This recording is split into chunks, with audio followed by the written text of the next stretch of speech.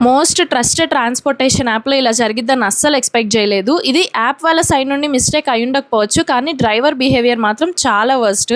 అసలేమైందంటే నిన్న నైట్ నేను 1 kilometre డిస్టెన్స్‌కి ఊబర్‌లో auto book చేసుకున్నాను. చూసినప్పుడు నాకు బైక్ కన్నా ఆటో తక్కువ ప్రైస్‌కి కనిపించింది 26 రూపీస్‌కి. సో, ఆబ్వియస్‌గా మనం ఏమనుకుంటాం, కస్టమర్స్‌గా తక్కువ ప్రైస్‌కొచ్చేదే బుక్ చేసుకోవాలనుకుంటాం. అందులోనూ బైక్ కన్నా ఆటో కంఫర్టబుల్ కాబట్టి అదే ప్రిఫర్ చేస్తాము. అంతా బానే ఉంది. తీరా పేమెంట్ చేసే టైంకి 26 రూపీస్‌కి ఆటో ఎలా వస్తది అనుకుంటున్నారు? ఎక్కువ అమౌంట్ పే చేయాల్సిందే మీరు. చూసారా ఇక్కడ 60 రూపీస్ చూపిస్తుంది అని డ్రైవర్ గొడవ చేయడం స్టార్ట్ చేశాడు. నేను నా ఫోన్‌లో ట్రిప్ డీటెయిల్స్ అన్నీ చూపించాను. 26 రూపీసే ఉంది. అతని ఫోన్‌లో కూడా చూశాను. అమౌంట్ టు బి కలెక్టెడ్ 26 రూపీసే ఉంది.